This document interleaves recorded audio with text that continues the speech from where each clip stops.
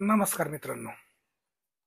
मागील 3 दिवस झालंय मी सेनापती बापट यांच्यावरती नॅशनल बुक ट्रस्ट अर्थात राष्ट्रीय पुस्तक न्यास NBT आपण ज्याला ओळखतो त्यांचं एक पुस्तक वाचतोय.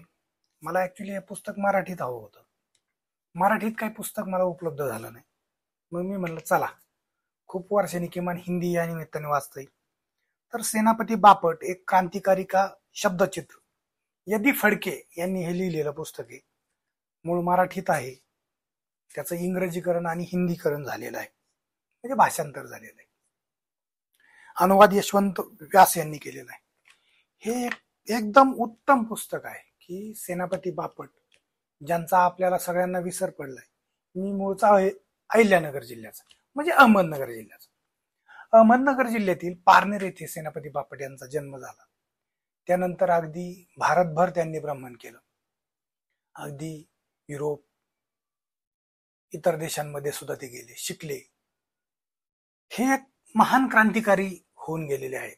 या पुस्तकात मी दाखवत असताना मिरर इमेज दिसत नसल्यामुळं ती तुम्हाला दिसू शकत नाहीये, परंतु हरकत नाही. मूळ महत्वाचा मुद्दा आहे की या पुस्तकामधला गाभा. तर सेनापती बापट यांच्याविषयी मी थोडंफार पुस्तकात वाचलेलं होतं आपल्या क्रमिक पुस्तकामध्ये, पण जास्त माहिती नव्हती. या निमित्ताने मला जास्त माहिती मिळाली सेनापती बापट यांच्याविषयी. मला त्यांच्याविषयी आदर होता, कारण तर ते आदरणीयच आहेत. त्यांनी मुळशीचा जो सत्याग्रह केला त्यानंतर लोकांनी, जनतेने त्यांना सेनापती ही पदवी दिलेली आहे. ते सेनापती म्हणूनच भारतभर ओळखले गेले.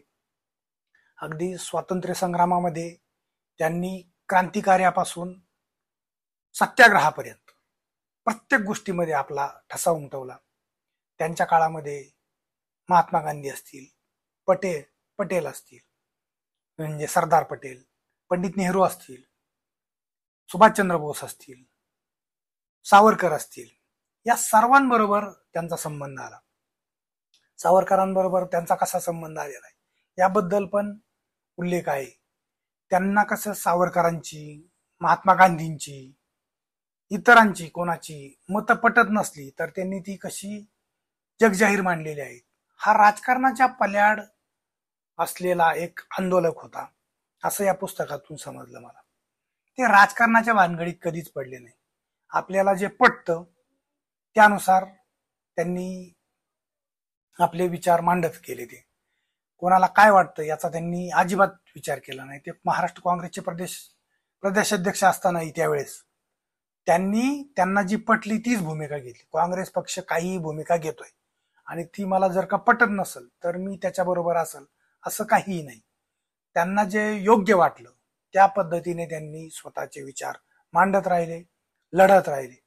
अगदी स्वतःच्या जीवनातली 12-15 वर्षे, म्हणजे मी वेगवेगळ्या ठिकाणी त्यात मोजत गेलो तर ते 15 वर्षाच्या आसपास त्यांनी तुरुंगामध्ये त्यांना राहावं लागलंय. या देशाच्या स्वातंत्र्यासाठी या व्यक्तीने तब्बल 15 वर्ष घातलेली आहे.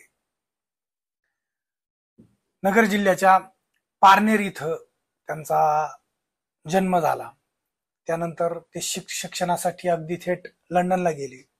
असा सगळा उल्लेख, त्यावेळेस त्यांनी काय विचार मांडले, असं सगळं या पुस्तकामध्ये आलेलं आहे.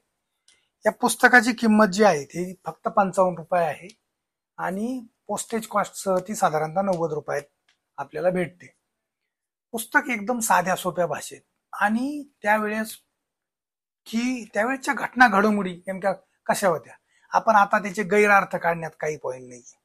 त्यावेळेस जे काय होतं त्यातले मुद्दे यामध्ये आलेले आहेत. काही ठिकाणी लेखकांनी डायरेक्ट कोट केलेलं आहे की कोणी काय म्हटलंय, कसं केलंय, तर तेही खूप महत्वाचं आहे. त्याच्यामुळे हे पुस्तक नक्की वाचलं पाहिजे असंच आहे. या निमित्ताने मला तुम्हाला हेच सांगायचंय.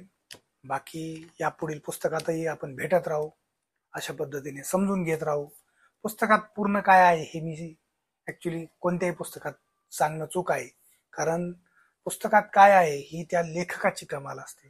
लेखकाने जे लिहिलंय, जे वास्तव आहे त्याला वाटलं, त्यांनी जे मांडलेलं आहे ते त्या पुस्तकात असतं. तर तुम्ही हे पुस्तक नक्की वाचवा, मागवा. NBTची जी लिंक असेल ती मी खाली कमेंटमध्ये देईल, तुम्ही डायरेक्ट पुस्तक मागवू शकता आणि सेनापती बापट आणि एकूण इतिहासातले काही प्रसंग समजून घेऊन स्वतःचं आकलन करू शकता. इतरांनी जे काय व्हॉट्सअप युनिव्हर्सिटीमध्ये जो काय कचरा केलाय, जे काय वाईट विचारांनी, नकारात्मक विचारांनी आपल्याला काहीतरी इतिहास समजून सांगण्याचा प्रयत्न केलाय, तो सोडून देऊन स्वतः वाचणं गरजेचं आहे. साधारणतः 2-3 दिवसात हे सहजपणे पुस्तक वाचून होतं. धन्यवाद.